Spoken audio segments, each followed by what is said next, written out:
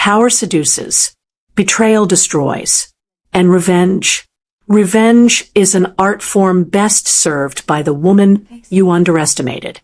Hyunjong Wang built an empire on arrogance, believing his Harvard-educated wife was nothing more than a beautiful accessory to his success, while he spent his nights with mistresses and his days playing corporate god. Lana was quietly orchestrating the most devastating takedown Seoul's elite has ever witnessed. Here's what makes this psychological thriller so compelling. Stories of calculated revenge tap into our primal need for justice. When we see a victim reclaim their power through intelligence rather than violence, it triggers deep satisfaction in our brains, what psychologists call restorative justice response. These narratives aren't just entertaining. They're empowering reminders that silent strength can be the deadliest weapon. Tonight, the king comes home to find his queen has been sharpening her blade all along. This is the fall of Korea's most arrogant CEO. A story where diamonds cut deeper than hearts, karma arrives in stilettos, and the perfect wife was actually the perfect predator. Because sometimes the most dangerous woman in the room is the one you stopped seeing. Welcome to his execution. If you're obsessed with protective anti-heroes, women reclaiming their power, and love stories where danger and devotion collide, you're in the right place. Hit that subscribe button, because we've got more intense romances coming your way. Mafia bosses with hidden hearts, survivors who refuse to stay victims, all the emotional warfare you crave. Smash that like button and drop a comment telling me, what's your current situation right now, and where in the world are you listening from? Are you at work secretly binge-watching, lying in bed when you should be sleeping, or maybe escaping reality on your commute? Where are my story lovers tuning in from today? I love knowing where you all are. Hyunjong Wang believed in 3 immutable truths. Money purchased loyalty, power commanded respect, and beautiful women were trophies to be collected and displayed. At 42, he had architected an empire that validated each theorem. Wang Industries dominated Seoul's tech sector with the cold precision of a surgical blade, and Hyunjong himself had become synonymous with success, the kind that required a fleet of German vehicles, a penthouse that kissed the clouds, and a wife who looked devastating in photographs. Lana had been, he often reflected with satisfaction, his most elegant acquisition. Harvard-educated, fluent in 5 languages, with a face that belonged on magazine covers and a demeanor of cultivated silence that he mistook for submission. She attended charity galas on his arm, smiled for cameras, and never asked inconvenient questions about his late nights. The perfect corporate wife, decorative, refined, and blessedly undemanding. He had married her 3 years ago in a ceremony that cost more than most people earned in a lifetime. The wedding planner called it a fairy tale. Hyunjong called it strategic brand enhancement. Lana was the daughter of academics, brilliant but financially unremarkable, someone who should have been grateful for the elevation he provided. And she seemed to be. She never complained when he worked late. She never questioned the perfume that wasn't hers clinging to his shirts. She simply existed in his orbit, a beautiful satellite whose purpose was to reflect his light. Tonight, or rather, early this morning, he had spent 6 glorious hours with Helene Zaks, a marketing executive with legs that didn't quit and an appetite that matched his own. They had christened the presidential suite at the Signal Seoul with the kind of reckless passion that cost 12 million Korean wons on his Samsung Black Card, champagne, caviar, and the particular pleasure of a woman who knew exactly what she wanted and how to take it. Helene had whispered promises against his neck, called him a god, traced the definition of his shoulders with manicured nails painted the color of arterial blood. She made him feel young, powerful, untouchable. Everything Lana no longer did, if she ever had. His wife had become furniture, beautiful but static, a Monet hanging on the wall that you stopped really seeing after the first year. As his driver navigated the empty pre-dawn streets of Gangnam, Hyunjong checked his reflection in the tinted window. Not bad for 42. His trainer ensured he maintained the physique of a man 10 years younger. His dermatologist kept his skin tight. His tailor made certain every suit announced his net worth before he spoke a word. The penthouse would be silent when he arrived. Lana would be asleep, or pretending to be. He would shower away the evidence, sleep for 3 hours, and wake up to continue building his legend. This was his pattern, his rhythm, the architecture of a life perfectly designed. He had no idea he was about to walk into his own execution. The penthouse elevator opened with its customary whisper at 5:43 a.m. Hyunjong expected darkness, silence, the blessed emptiness of a home where no one waited up to ask questions he didn't want to answer. Instead, every light blazed with surgical brightness.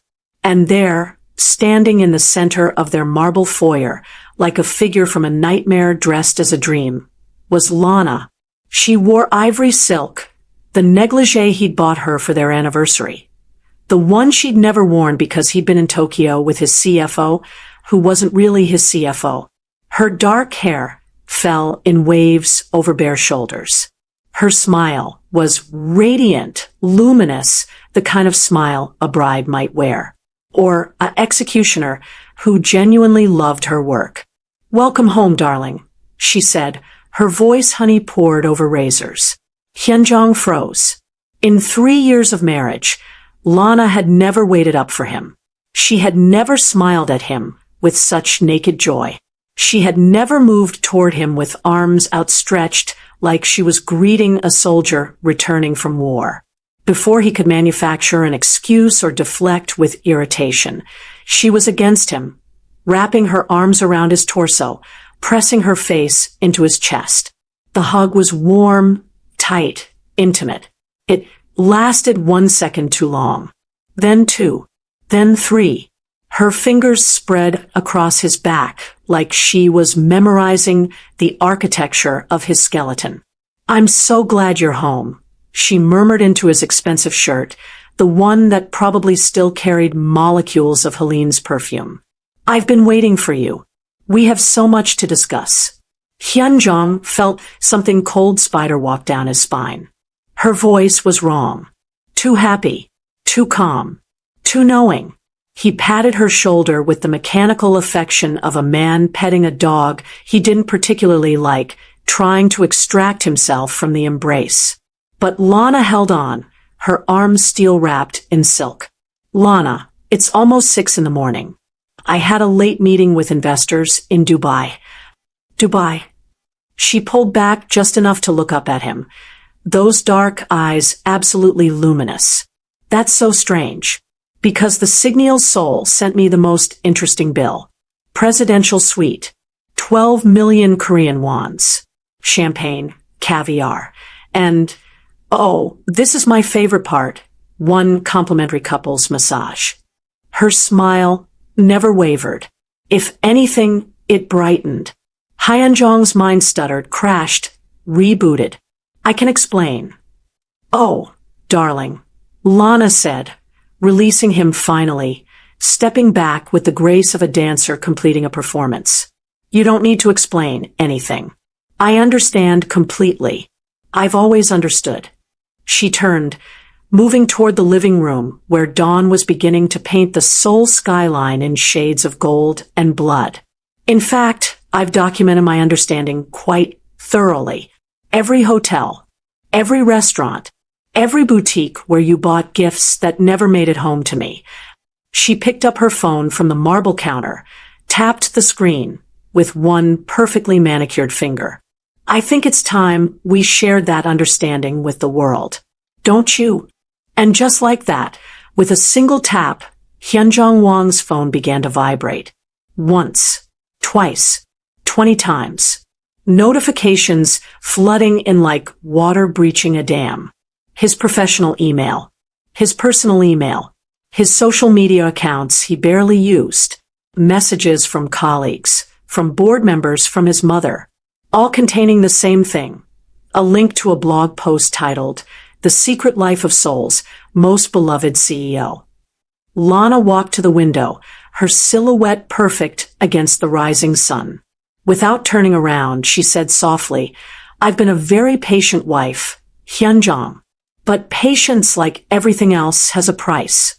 And darling." Now she looked at him, her smile absolutely radiant. "Your credit is overdrawn." Hyunjong's phone had become a weapon turned against him. Each vibration felt like a small detonation, each notification a tiny death. He stared at the screen as it lit up with messages, watching his carefully curated life disintegrate in real time. The blog post was comprehensive, surgical, devastating. Someone, Lana, obviously Lana, had compiled 3 years of infidelity into a multimedia exhibition.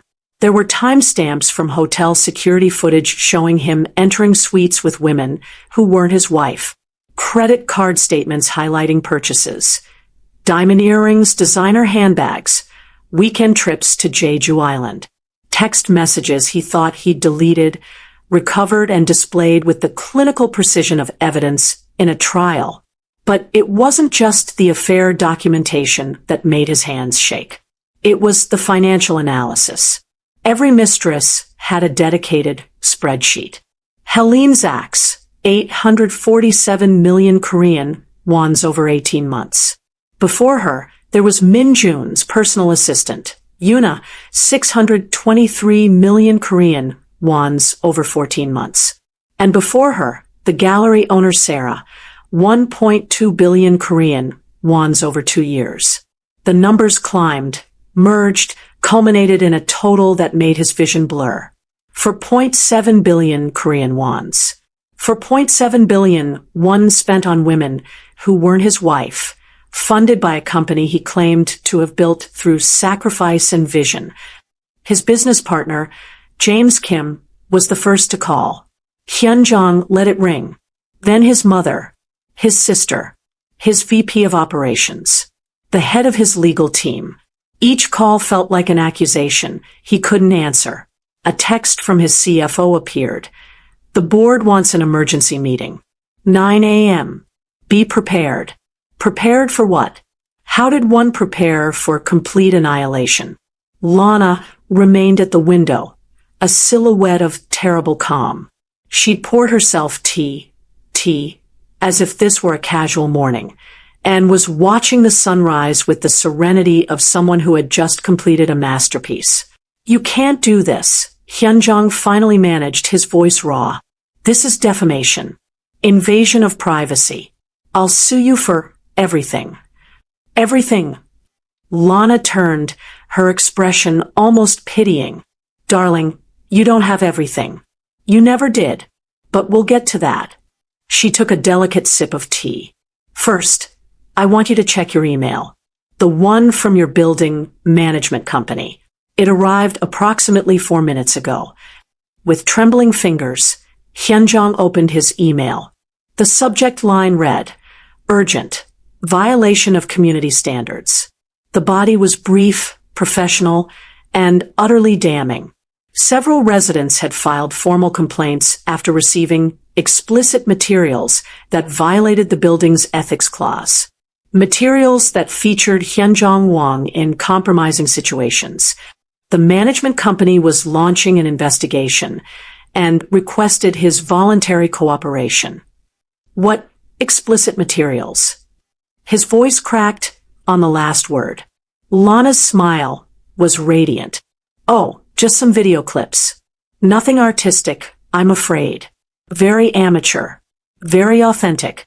I had them delivered to every residence on our floor this morning."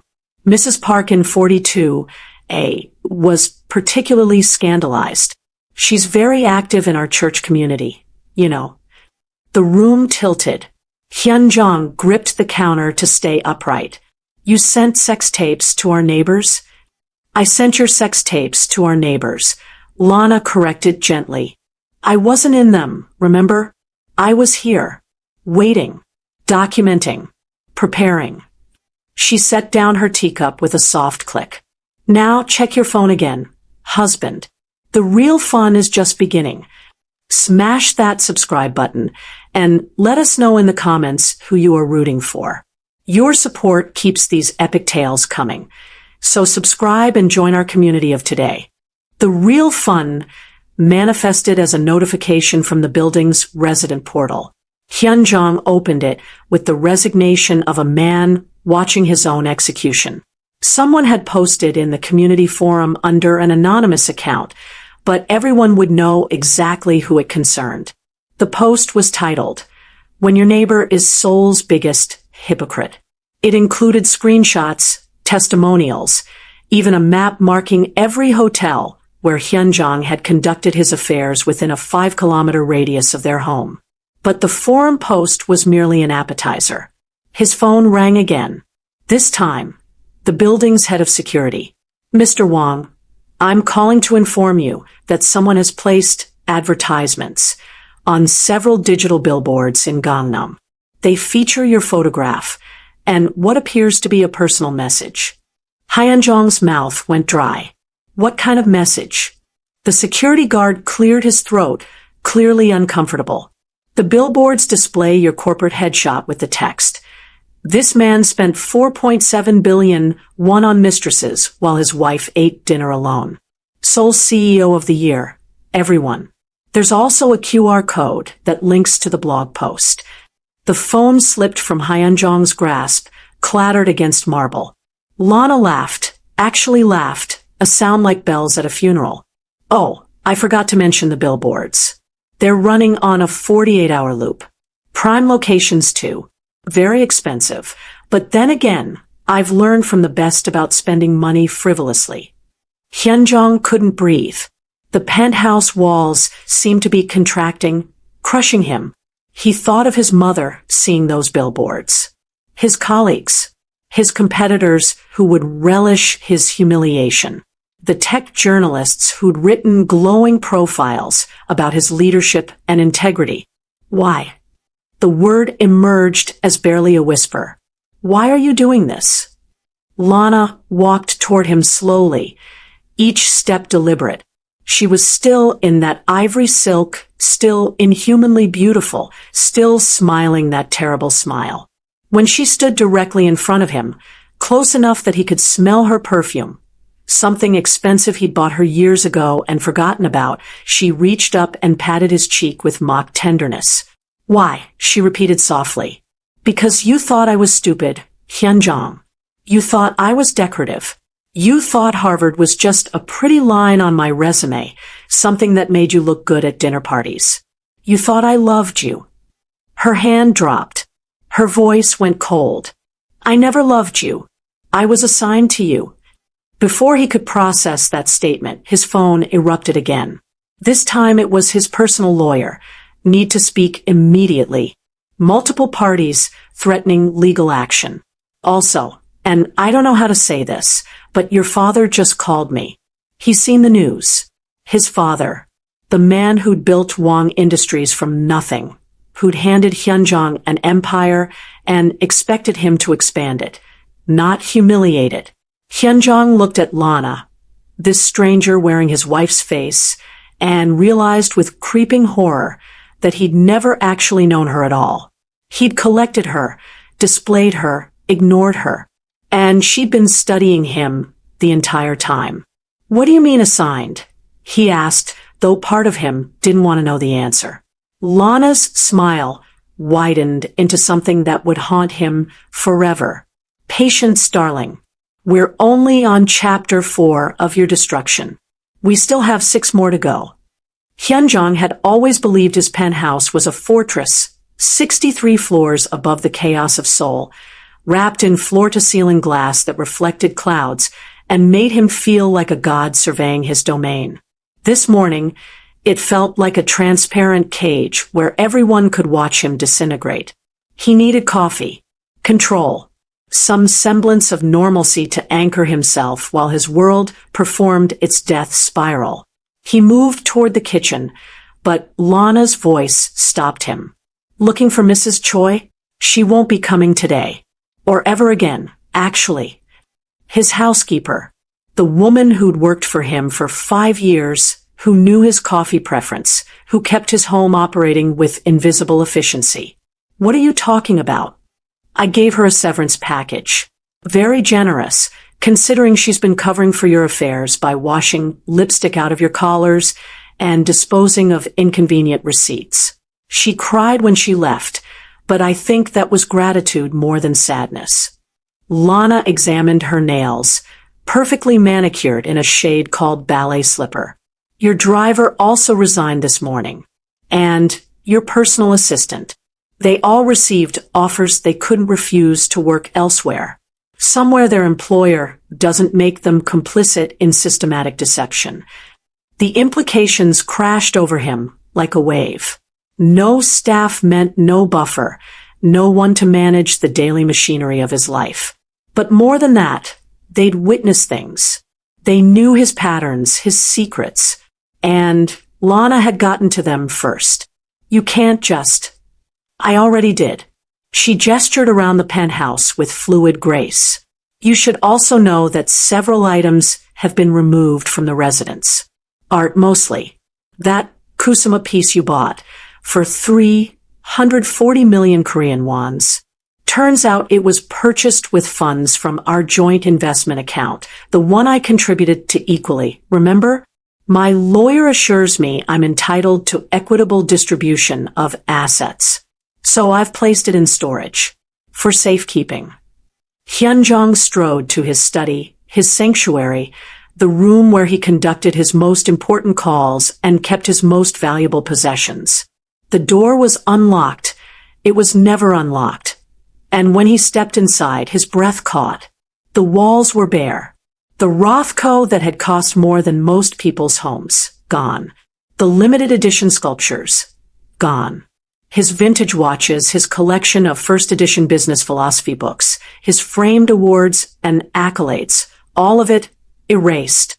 What remained was a single sheet of paper on his desk, printed in elegant font. Asset removal inventory, items subject to marital property division. The list was exhaustive. Clinical. Every piece cataloged with purchase date, price, and current estimated value. At the bottom, a note in Lana's handwriting. Don't worry. I left you the participation trophies from your college rowing team. Memories matter more than money, don't they? His phone erupted again. This time, his VP of Operations, Sungmin Park, his friend since business school, his drinking companion, his most trusted confidant. Hyunjong, where are you? The board meeting was moved up. They want you here now.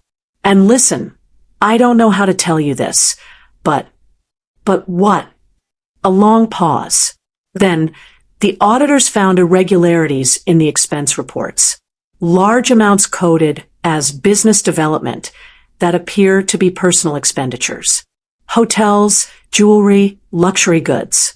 Someone submitted an anonymous tip with complete documentation. Of course they did. The board is calling for your immediate suspension pending investigation. There's talk of embezzlement charges. Hyunjong.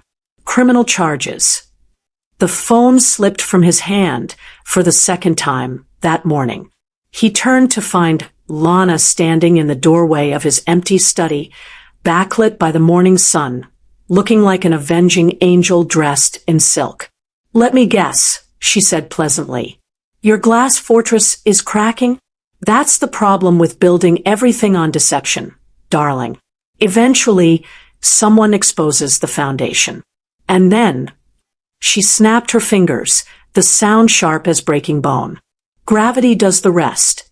By 9:47 a.m., Hyunjong sat in the Wang Industries boardroom he'd designed himself, all intimidating black marble and panoramic views meant to remind everyone who held power. Today, he felt like a defendant awaiting sentencing. The board members avoided his eyes.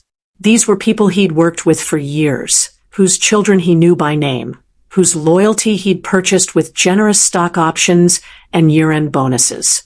Now they looked at him like he was radioactive. His father sat at the head of the table, silver-haired and granite-faced. Wang Dae-young had built this company from a struggling electronics repair shop into a tech empire.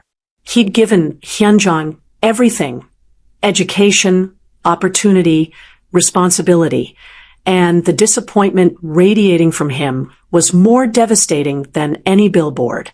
"We've reviewed the preliminary audit," began the CFO, a woman named Grace Han who'd always been professionally courteous to Hyunjong. Now, her voice carried the warmth of a tax collector. "The irregularities are extensive. Over 4.7 billion Korean wons in company funds appear to have been misappropriated for personal use over a 3-year period. That's not, I can explain, the business development expenses. Were Cartier diamond earrings part of developing business with our semiconductor partners?" Grace's eyebrow arched. "Was the presidential suite at the Signal Seoul a strategic investment in our cloud computing division?" Sungmin, his supposed friend, finally spoke. "Hyunjong, I've known you for 15 years. I stood up at your wedding. I trusted you." He slid a folder across the table. "But I can't defend this." Inside were photographs. Hyunjong entering hotels with Helene Zaks. Helene, wearing jewelry he'd charged to the company card. Receipts for romantic dinners coded as client entertainment, where the only clients were his mistresses. "Someone has been very thorough in documenting your activities," said the company's lead counsel, an older man named Mr. John who'd known Hyunjong since he was a child. Very thorough indeed. Almost forensic in their precision.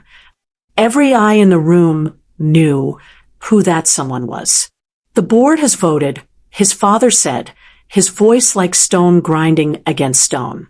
"Effective immediately, you are suspended as CEO pending the completion of a full investigation. Your corporate accounts are frozen. Your access to company resources is revoked. You will surrender your corporate credit cards, your company vehicle, and your executive key card." "You're firing me? From my own company?" "It was never your company," his father said quietly. "You were a steward, and you've proven yourself unworthy of that trust." The words landed like physical blows. "If the investigation confirms embezzlement, we will have no choice but to pursue criminal charges," Grace added. "The board has a fiduciary responsibility to the shareholders. We cannot ignore theft of this magnitude." Hyunjong looked around the table at faces that had once smiled at him, had once sought his approval, had once called him a visionary. Now they looked at him with disgust, embarrassment, legal calculation. "Sungmin," he tried one last time. "You know me. Tell them. I know you spent company money on your mistresses while I was pulling 16-hour days to meet our quarterly targets." Sungmin's voice was cold, distant, the voice of a stranger. "I know you let the rest of us sacrifice while you played king. So yes, Hyunjong, I know you. And that's exactly the problem." When Hyunjong left the building 40 minutes later, security escorted him like a criminal. His Samsung Black Card was suspended. His executive parking spot had been reassigned. His access badge beeped red at every door. He stood on the street in his 8 million Korean won suit, watching his former employees stream past him into a building he could no longer enter. Some stared. Some whispered. Some smiled with barely concealed satisfaction. His phone vibrated once more. A text from Lana. "How does it feel to be ordinary, darling? Welcome to the world where the rest of us live. Don't worry, it gets worse. See you at home. Well, your former home. We should discuss the mortgage." The Korean summer sun beat down on him, and Hyunjong Wang realized he was completely, utterly alone. Hyunjong returned to the penthouse at 2:17 p.m., a broken man in an expensive suit. The security guard who'd greeted him by name for 3 years now avoided eye contact. The elevator ride felt like descending into hell in reverse, going up but feeling the weight of damnation with every floor. Lana was waiting in the living room, but she'd changed. Gone was the ivory silk negligee, replaced by a white Stella McCartney power suit that probably cost more than his now suspended monthly salary. Her hair was pulled back in a severe chignon. She looked like a CEO. She looked like someone who'd just won a war. "Welcome back," she said, gesturing to the dining table where she'd spread out documents like an accountant preparing for an audit, which Hyunjong realized with creeping horror was exactly what this was. "I thought we should review your expenditures. Transparency is so important in a marriage, don't you think?" He wanted to rage, to flip the table, to assert some semblance of control. But he was exhausted, defeated, humiliated beyond the capacity for anger. So instead, he collapsed into a chair and stared at the papers that documented his systematic betrayal. The spreadsheet was a masterpiece of forensic accounting. Lana had tracked every transaction, every lie, every woman, organized by fiscal year with color-coded categories that would make a CFO weep with admiration. "Helene Zaks," Lana began, her voice taking on the clinical tone of a prosecutor presenting evidence. "Total investment, 847 million Korean wons. Let's break that down, shall we? 127 million Korean wons in jewelry, 3 Cartier pieces, 1 Van Cleef and Arpels bracelet, and those Mikomoto pearl earrings. 240 million Korean wons in hotel suites across Seoul, Tokyo, and Bangkok. 180 million Korean wons in designer clothing, Hermes, Chanel, Dior. 95 million Korean wons in fine dining. And my personal favorite, 205 million Korean wons for the down payment on a Gangnam apartment you purchased in her name." She slid a photograph across the table. Helene in the pearl earrings, smiling at a camera that wasn't Hyunjong's. The metadata showed the date, 3 weeks ago. "But here's what makes your investment particularly fascinating," Lana continued, tapping another document with one perfectly manicured nail. "Helene Zaks is engaged. Did you know that?" "No, of course you didn't. She's been engaged to a Samsung executive for 6 months. You weren't her boyfriend, darling. You were her subsidiary income stream. A very generous one, I might add." The words cut deeper than he'd expected. He'd thought, what had he thought? That Helene cared, that their connection was real, that he was special to her. "Moving on," Lana said, flipping to another section. "Before Helene, we have Unipark. Total investment, 623 million Korean wons. Before her, Sarah Kim at 1.2 billion Korean wons. Honestly, Sarah was your most expensive mistake, but at least she had actual taste in art. And before Sarah, during our first year of marriage, we have no fewer than 7 business development expenses with women whose names I've thoughtfully documented here. 7. In their first year of marriage. But let's discuss the real cost, Hyunjong. Not the money. Money is just numbers. Let's talk about what you sacrificed for these investments." She pulled out another document, this one handwritten in her elegant script. "The nights I cooked dinner and ate alone, 847. The anniversary you forgot because you were in Jeju with Sarah, 1. The charity gala where I stood by myself while you texted your mistress, 12. The times I tried to talk to you about my work, my dreams, my life, and you looked through me like I was furniture. Uncountable." Her voice remained steady, but something flickered in her eyes. Pain, maybe, or the memory of pain carefully archived and weaponized. "I kept a journal," she said softly. "Every slight, every dismissal, every moment, you made me feel invisible. Would you like to read it? It's quite comprehensive. I was very thorough. Harvard teaches excellent research methodology." Hyunjong couldn't speak. His throat had closed around words that felt inadequate, pointless, too late. "Here's the final calculation," Lana said, sliding one last document across the table. It was a simple equation written in red ink.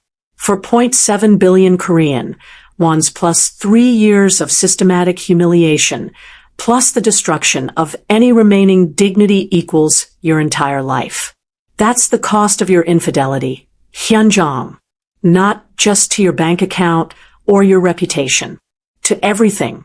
Your company. Your family. Your future. She stood, smoothing her white suit jacket with careful precision. And here's what I learned from you about business. Always ensure your investments provide maximum return. She smiled, cold and beautiful and absolutely terrifying. Mine certainly have. If you have been enjoying this story so far, kindly subscribe and hit the notification bell to ensure you're part of the inner circle for every new release. The screen might go black, but the legend continues. Don't miss the next epic story. At 4:32 p.m., Hyunjong's phone rang with a number he recognized instantly. Helene's private line. The one she'd given him with a kiss and a promise that she was always available for him. He answered with the desperation of a drowning man reaching for driftwood. Helene, thank God. I need to see you. Everything's falling apart, and Mr. Wong. Her voice was different. Formal. Distant. The voice she probably used with actual clients in actual business meetings. I'm calling because I think we should clarify our arrangement going forward. Arrangement. Not relationship. Not love affair. Arrangement. What are you talking about? Helene, I need you right now. Can we meet at the usual place? I don't think that's advisable.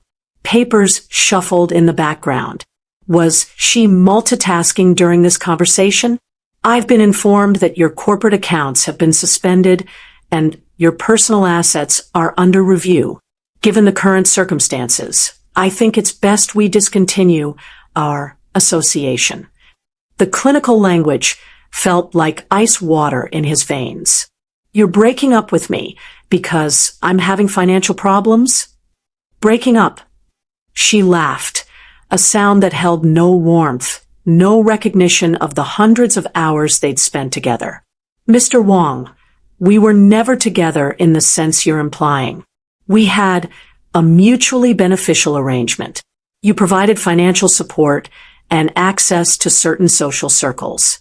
I provided companionship, but without the financial component. She trailed off, letting the implication hang like a noose. I spent almost 1 billion won on you. The words exploded from him, raw and humiliating. The apartment, the jewelry, the trips. And I was appropriately grateful and attentive during each interaction. Helene cut in smoothly. But surely you understood this was transactional? You're a businessman, Mr. Wong. You understand value exchange. Something in Hyunjong's chest cracked. He'd known, on some level, that Helene was with him for the lifestyle he provided. But he'd convinced himself there was something more. Chemistry. Connection. Affection, at least. I loved you, he whispered, and hated himself for the truth of it. No, you didn't. Her voice softened, slightly, which somehow made it worse. You loved the way I made you feel. Young. Powerful. Desirable. But that's not love, Mr. Wong. That's ego maintenance. And egos are expensive to maintain. So that's it? 3 years, and you're just done? Actually, it was 18 months, and yes, more paper shuffling. She was definitely multitasking. I'm getting married in October. My fiancé, he's a Samsung executive, VP of their semiconductor division. He's been very understanding about my consulting work. But now that his promotion came through, we've agreed I should focus on our future together. The apartment. The 205 million Korean won's down payment. The Gangnam apartment I bought you will make an excellent investment property. My fiancé was very impressed by the location. Thank you for that, truly. It was generous. A pause. I should mention that several journalists have reached out asking about my relationship with you. I've declined to comment, but if pressed, I'll have to be honest about the nature of our arrangement. I'm sure you understand. She was threatening him. Politely, professionally, but threatening nonetheless. One more thing, Helene added, her voice taking on a curious tone. Your wife contacted me last week. Did you know that? She was remarkably civil. Offered me a substantial amount to provide detailed records of our time together. Dates, locations, gifts received, copies of text messages. I wasn't going to accept, but then she mentioned she was collecting evidence for a legal case and that cooperation would be remembered favorably when assets were divided. You sold me out to my wife. I provided accurate information in response to a reasonable request from someone who seemed far more organized and intelligent than you ever gave her credit for. Helene's voice hardened. Your wife is brilliant, Mr. Wong. She speaks 5 languages, has an MBA from Harvard, and apparently has been documenting your infidelities with the precision of a federal prosecutor. When she outlined what she knew, and it was everything, I realized she didn't need my confirmation. She was giving me an opportunity to be on the right side of history. You barely know her. I knew enough. She sent me copies of all your messages with other women. All of them, Mr. Wong. Did you really think you were the only one receiving my special attention? I have 3 other clients in your social circle. She knew about all of them. She even knew about my engagement before you did. The room spun. The walls closed in. Everything he thought he understood about his life was revealed as constructed, artificial, a play where everyone knew their lines except him.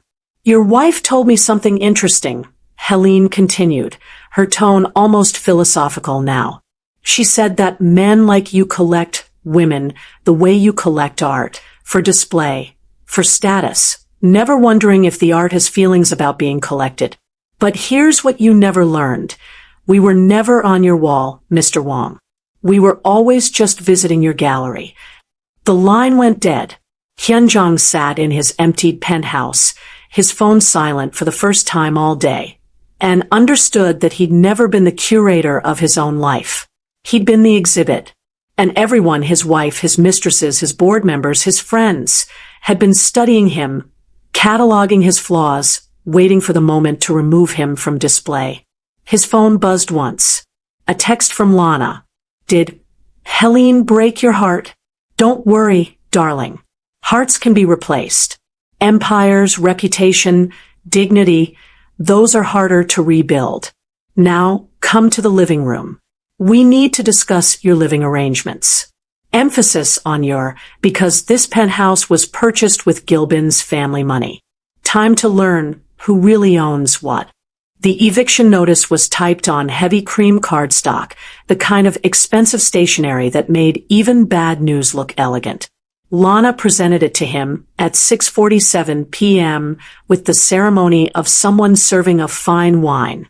You have until 9 a.m. tomorrow to vacate the premises, she said, her voice carrying the pleasant efficiency of a hotel concierge. I've arranged for a moving company to pack your personal items, your clothes, your toiletries, your participation trophies from college. They'll be placed in a storage unit in Suwon. The address is on the back of the notice. Suwon, a satellite city an hour outside Seoul. The place where people went when they couldn't afford Gangnam anymore. You can't throw me out of my own home. Our home, Lana corrected, settling onto the sofa with a glass of wine, a 2015 Chateau Margaux from his personal collection that he'd been saving for a special occasion. Apparently, his destruction qualified. And actually, I can. The penthouse was purchased through a holding company called Meridian Properties International. Would you like to guess who owns Meridian Properties? Hyunjong's silence was answer enough. The Gilbins Family Trust, Lana continued, which means technically, you've been living in my family's property for 3 years.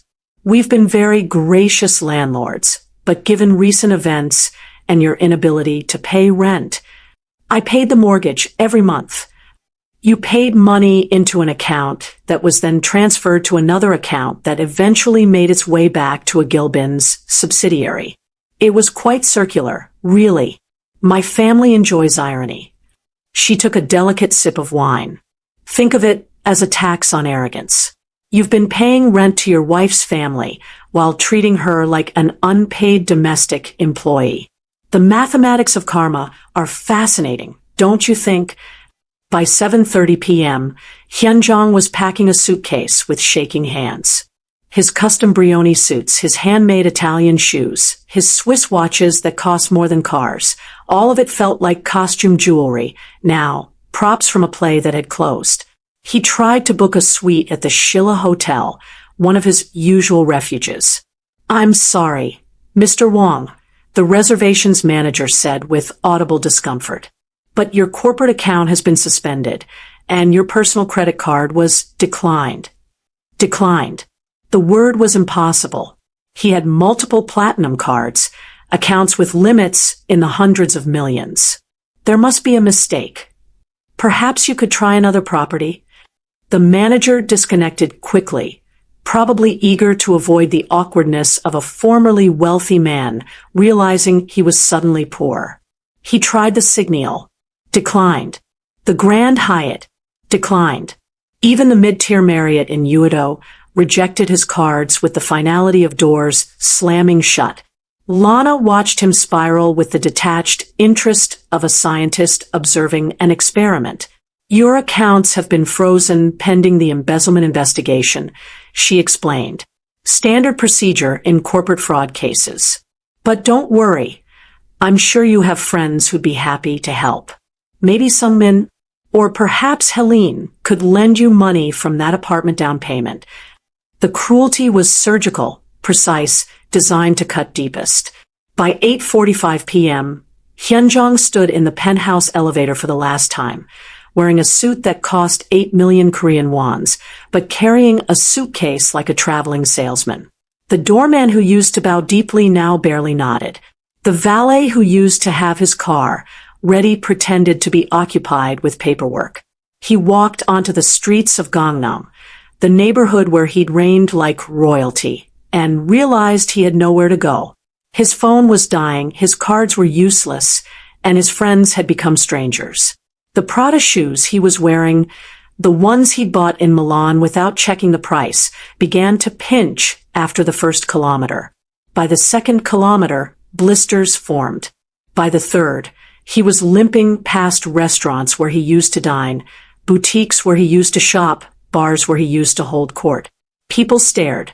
Some recognized him from the news, from the billboards, from the blog post that had gone viral.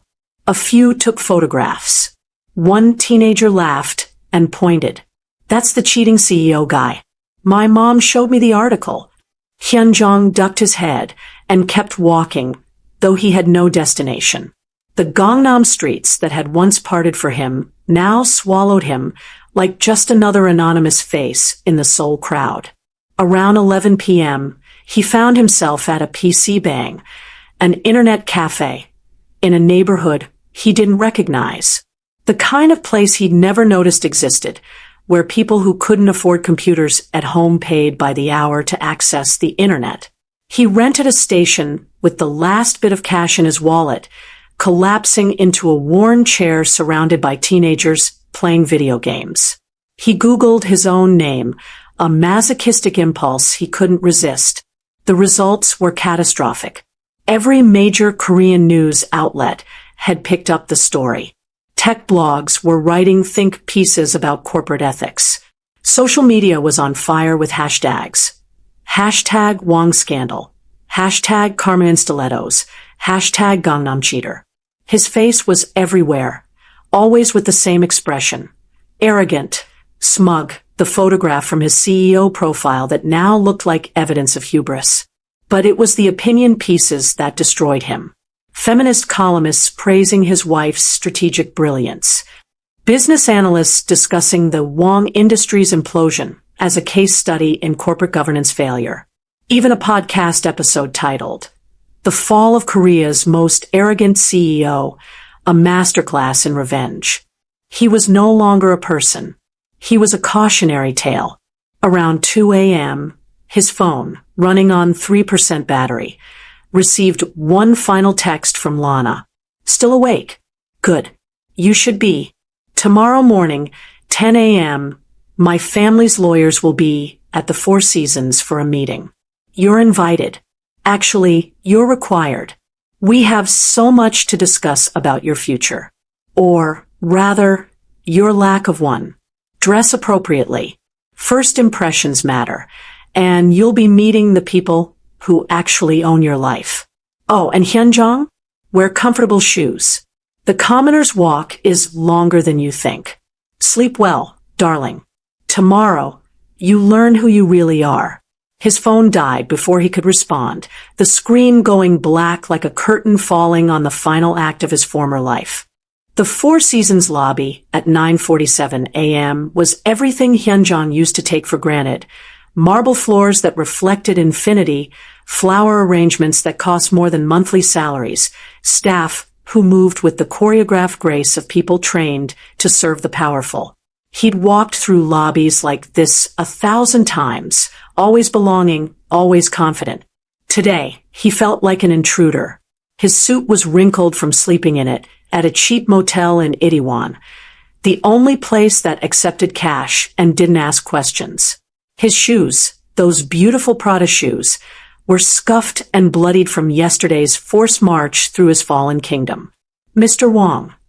A woman in a severe black suit approached, her face professionally neutral. This way, please. The Gilbins family is waiting. She led him to a private conference room on the 47th floor. Floor-to-ceiling windows overlooked Seoul, the city sprawling beneath them like a circuit board. And there, seated at the head of a table that could accommodate 20, was Lana. But this wasn't the Lana he'd married. This wasn't even the avenging angel from yesterday. This was someone else entirely. She wore a charcoal, gray Tom Ford power suit that probably cost more than his entire wardrobe. Her hair was styled in a way he'd never seen, severe, elegant, authoritative. Diamond studs glinted at her ears, but not the dainty pieces he bought her. These were substantial, the kind of diamonds that announced generational wealth. A Patek Philippe watch adorned her wrist, the kind they didn't sell in stores, the kind you inherited. 3 other people sat at the table, all Korean, all radiating the particular confidence of people who'd never questioned their right to power. Hyunjong, Lana said, and her voice carried an accent he'd never heard before, something refined, international, the product of Swiss boarding schools and Ivy League education taken seriously. Allow me to introduce my family. This is my father, James Gilbins, my mother, Catherine Gilbins, and my brother, David Gilbins Park, who serves as Executive Vice President of Gilbins Global Technologies. James Gilbins stood, extending a hand. He was in his late 60s, silver-haired, with eyes that calculated worth in microseconds. Mr. Wong, we finally meet officially, though I've been reading your quarterly reports for 3 years. Fascinating creative accounting you've employed. Hyunjong's hand trembled as they shook. I don't understand. Of course you don't, Catherine Gilbins said, her Korean flawless but carrying the authority of old money. She was elegant in the way only women who'd never worried about money could be. You were never meant to understand. That was rather the point of the exercise. Exercise. The word came out strangled. Lana, or whoever she really was, gestured to an empty chair. Sit, Hyunjong. This will take a while, and I imagine your feet hurt. Those Prada shoes were never designed for actual walking, were they? He sat because his legs couldn't hold him anymore. Let me tell you a story. Lana began, pulling up a presentation on the wall-mounted screen. The first slide showed a corporate structure chart that made his vision blur. 27 years ago, your father, Wang Dae-young, came to my grandfather with a business proposal. a small electronics repair shop that wanted to expand into component manufacturing. He needed 500 million Korean wons in seed funding. The screen changed. Documents. Contracts. His father's signature. My grandfather saw potential, but he wasn't a charitable man. So he invested through a series of shell companies and holding corporations that hid Gilbin's involvement. The money came with conditions, strategic oversight, quarterly reporting, and a promise that when the time came for succession, Wang Industries would accept guidance on leadership selection. Hyunjong's mouth went dry. You're saying? I'm saying your entire company was built on Gilbin's capital, David interjected, his voice carrying the casual cruelty of someone who'd grown up knowing he was untouchable. Your father knew. Your board knew. Everyone knew except you, apparently, because you were too busy buying jewelry for mistresses to actually read the corporate documents you signed. Another slide. This one showed a complex web of ownership. At the center, like a spider, was Gilbin's Global Technologies. Connected by dozens of threads were subsidiaries, holding companies, investment vehicles. And there, buried 6 layers deep, was Wang Industries. 63%, Lana said softly. That's how much of Wang Industries my family controls through various entities. You thought you were a king, Hyunjong. You were a middle manager who got promoted beyond his competence. But why? His voice cracked. Why the marriage? Why the 3 years of due diligence? Lana said, simply. Gilbin's Global Technologies is acquiring Wang Industries. Full acquisition, not just a merger. We're consolidating our technology sector holdings, and your company was always going to be absorbed. But acquisitions require comprehensive assessment of leadership. She leaned forward, and he saw something dangerous in her eyes. I was assigned to evaluate you, Hyunjong, to determine if you could lead the subsidiary division post-acquisition, or if you needed to be removed. Harvard Business School, summa cum laude. 5 years in corporate strategy at McKinsey. 3 years embedded at Goldman Sachs. And then 3 years married to you, watching you fail every single test of character, integrity, and leadership. The room spun. You married me as a corporate evaluation? I married you because it was the most efficient way to access information my family needed. She corrected. Every dinner where you ignored me to take calls from mistresses, I was listening to your business discussions. Every night you spent in hotel suites, I was photographing documents in your study. Every time you dismissed me as decorative, I was building the case for your termination. Catherine Gilbins smiled, cold and satisfied. You failed spectacularly, Mr. Wang. The embezzlement alone would have been sufficient cause for removal. The systematic fraud, the corporate asset misappropriation, the hostile work environment you created, it's almost impressive how thoroughly you destroyed your own credibility. The board voted unanimously this morning. James added, pulling out a document and sliding it across the table. Wang Industries will be fully absorbed into Gilbin's Global Technologies by the end of the quarter. Your father will retire with a generous pension. He earned that with years of actual work. You, however, are terminated for cause with no severance, no stock options, and pending criminal investigation for embezzlement. Hyunjong stared at the document, but the words blurred together. Everything he'd believed about his life was a lie. His success, his power, his empire, all of it was borrowed. All of it was controlled by the woman he'd treated like furniture. He couldn't form sentences. You thought you were special, Lana said, standing and walking to the window. Seoul sprawled beneath them, magnificent and indifferent. You thought Harvard educated you because you were brilliant, not because my grandfather made a generous donation. You thought you rose through your company because of merit, not because my family was grooming you for evaluation. You thought beautiful women wanted you for yourself, not for the money that was always ours. She turned, backlit by the morning sun, and Hyunjong finally saw her clearly.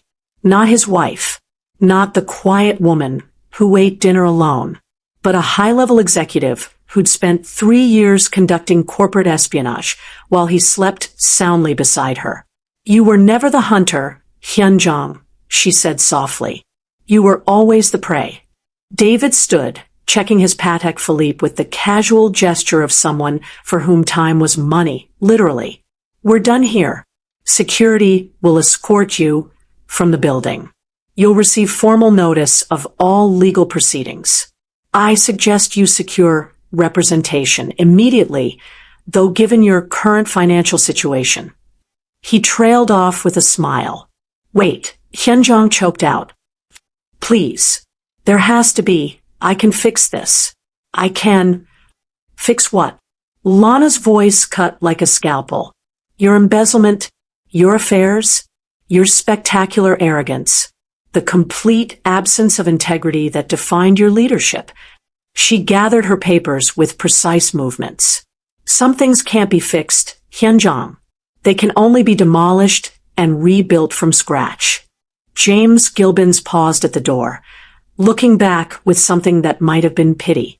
For what it's worth, Mr. Wong, this wasn't personal. It was business. We needed to know if you could lead. You couldn't. That's all there is to it. It felt personal, Hyunjong whispered. That's because you made it personal, Lana said, her hand on the door handle. Every mistress, every dismissal, every moment you made me invisible, you made it personal. I just made sure you paid for it professionally. She started to leave, then paused, looking back one final time. Oh, and Hyunjong? Your father is in conference room B. He wants to see you before you're escorted out. Something about needing to say things he should have said years ago. Her smile was terrible, beautiful, final. I imagine it won't be pleasant. Fathers rarely enjoy watching their sons destroy everything they built. The door closed behind the Gilbins family with a whisper that sounded like thunder. Hyunjong sat alone in the conference room, surrounded by windows that showed him a city he no longer belonged to, in a building owned by a family that had controlled his entire life without him ever knowing. His phone, recharged at the motel overnight, buzzed with a final message. Unknown number. The morning walk ends where the commoner's life begins. Welcome to reality, Mr. Wong. We hope you survive the experience. Outside the conference room, he could hear his father's voice, quiet and devastated, talking to someone about disappointment and shame. And how did I raise such a fool? Hyunjong stood on legs that barely supported him and walked toward that voice, toward the final humiliation, toward whatever remained of his demolished life. But before he reached the door, his phone buzzed once more. A video message from a number he didn't recognize, against his better judgment, against every instinct screaming at him to stop. He opened it. The video showed Lana, his wife, his evaluator, his destroyer, sitting in what appeared to be a private office. But she wasn't alone. Standing behind her, hand on her shoulder in a gesture of unmistakable intimacy, was Sung-min Park, his supposed best friend, his former VP of operations. They were both smiling. And in the background, on the wall, was a photograph, Lana and Sung-min at what appeared to be a Harvard Business School reunion, dated 5 years ago. 2 years before Hyunjong had ever met her. The video ended with Lana looking directly into the camera, her smile absolutely radiant, and mouthing 3 words. Check. And mate. The phone slipped from Hyunjong's hands, clattering to the floor as the final piece of his destruction clicked into place. She hadn't just evaluated him. She'd orchestrated everything. Everything. If you have enjoyed this story so far, kindly subscribe and hit the notification bell to ensure you're part of the inner circle for every new release. I love our community, and I want to hear from you. Drop a comment right now and tell me, what is your current situation? Are you at work secretly binge-watching, lying in bed when you should be sleeping, or maybe escaping reality on your commute? Where in the world are you listening from? Are you in the UK, Nigeria, Korea, the US? Tell me your city. I want to see how far our family reaches today.